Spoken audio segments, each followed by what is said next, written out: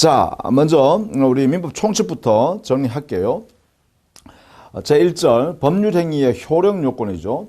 자, 이게 법률행위의 효력 요건은 당사자에 대한 요건하고 그 다음에 목적에 대한 요건하고 그 다음에 의사표시에 대한 요건 이렇게 있어요. 그죠? 이 당사자가 유효한 법령을 하기 위해서는 능력을 갖춰야 한다. 뭐 이게 이제 효력 요건이죠. 그 다음 목적은 확정할 수 있어야 되고 실현 가능성이 있어야 되고 적법해야 되고 그 다음에 사회적 타당성이 있어야 한다. 이렇게 됐죠. 그 다음에 의사표시가 유효하기 위해서는 효력 갖추기 위해서는 의사와 표시가 일치해야 하고 그리고 하자가 즉 사기강박이라는 하자가 없었어야 한다. 이렇게 있죠. 요소리는 효력 요건이라고 그래요. 그죠? 요소 효력 요건. 이 부분을 지금부터 보려고 하는데 특히 여기서부터 봅니다.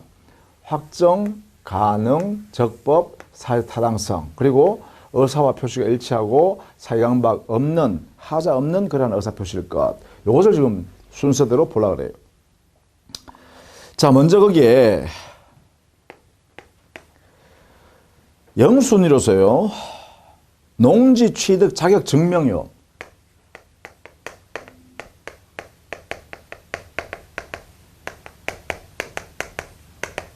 이것은 여기에 안 들어가 있죠. 즉 효력 요건으로 되어 있지 않죠. 그럼 이거는 뭐냐? 이거는 뭐냐? 농지 취득 자격 증명. 농지 매매 계약을 했을 때 농지를 취득하려는 사람에게 자격이 증명돼야 된다라는 것이거든요. 이건 뭘까? 이건 바로 등기하기 위한 요건. 등기하기 위한 요건.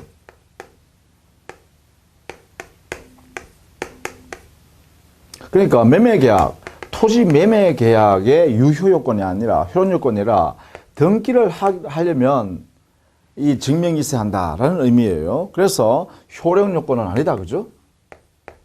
효력요건은 아니다. 이렇게 해야 돼요. 자, 그 다음에 법령의 목적을 확정했죠. 요 확정에 관한 내용이에요. 확정. 요 부분이죠. 확정.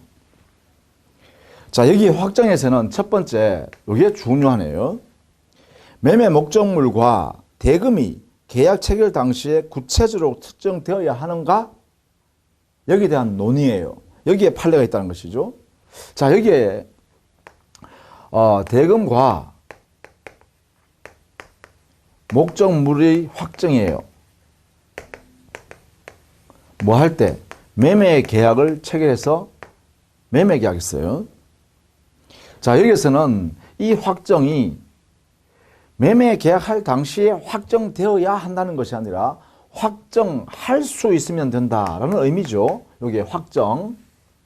효력 요건의 확정이라는 것은 확정할 수 있을 것.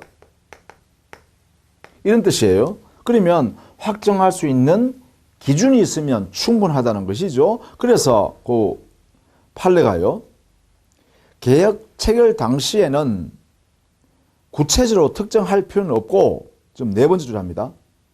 이를 사후에라도 구체적으로 특정할 수 있는 방법과 기준이 정하여져 있으면 족하다. 이래야죠. 그죠? 따라서 확정할 수 있는 기준과 방법을 이 매매 계약 당시에 이것이 정해져 있으면 그러면 확정할 수 있는 상태이기 때문에 유효하다 이 말이죠. 그것이 확정할 수 있는 상태다. 이렇게 하고 있죠. 자, 그거 정도는 꼭 여러분이 알아두셔야겠다라는 것이에요. 그 밑에 양갈로 2번도 그에 유사한 내용이죠. 주식 매매 계약 체결. 이것도 역시 주식에 대한 매매 계약이죠. 매매 계약에 있어서 그 당시에 가격을 확정하지 않았다 해서 그러면 이 확정성이 없어서 효력이 무효냐? 우리 법원의 판단은요? 아니라는 거죠. 확정 방법과 확정 기준, 방법 기준 이것이 정해져 있다면 그 주식 매매 계약도 효력이 발생한다는 것이죠. 유효다한 거예요. 그래서 이 부분을 중시해야 돼요. 할 수 있는 상태라는 의미라는 것. 이렇게 정리해 두시면 되겠다라는 것입니다. 그 다음에 다음 페이지에 보시면 법률행위의 적법성 했죠. 이겁니다. 목적이 적법해야 한다. 이런 이야기죠. 적법성. 여기 적법성은 우리가 이렇게 했죠. 강행법규에 강행규정에 위반하지 마라. 이런 이야기죠. 여기에 합치해야 한다. 이걸 의미하죠. 이거 위반하면 안 된다는 거예요. 그죠?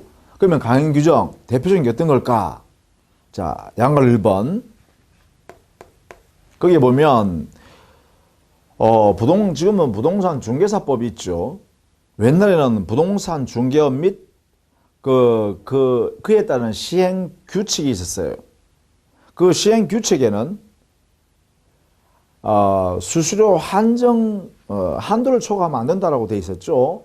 수수료율표요. 수수료에 대한 요율표를 만들어 놨고, 이 표를 초과하면 안 된다 이랬어요. 그럼 만약에 거래 당사자들이 중개 수수료를 여기에 있는 요율표에 규정되어 있는 초과되는 약정을 했다라고 하면 그 초과 약정이 유효한가? 이렇게 물어보겠죠.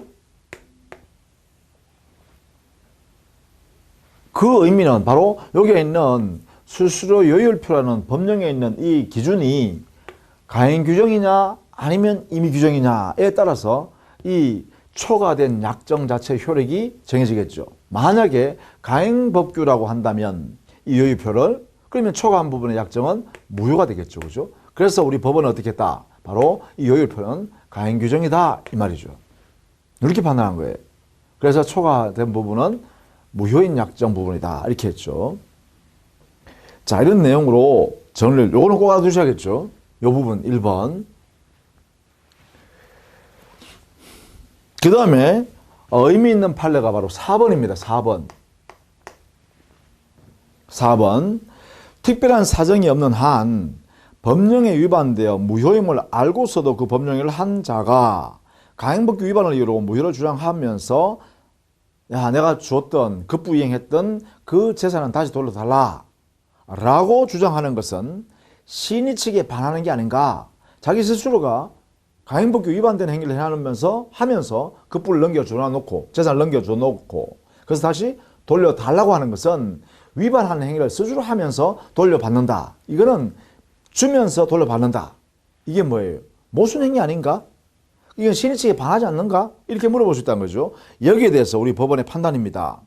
시인 측이나 금반은 즉 모순 행위에 해당되지 않는다. 그래서 돌려받아라. 반환을 청구할 수 있다. 이렇게 했습니다.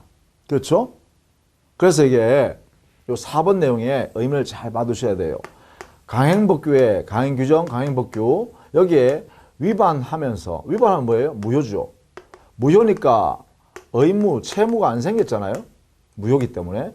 그런데 채무가 안 생겼는데도 불구하고 이 위반된 약정 내용대로 급부 이행을 했다는 거예요. 그러면 이행한 이 부분에 대해서는 상대방은 부당이득을 하게 되거든요. 이 상대방 입장에서는.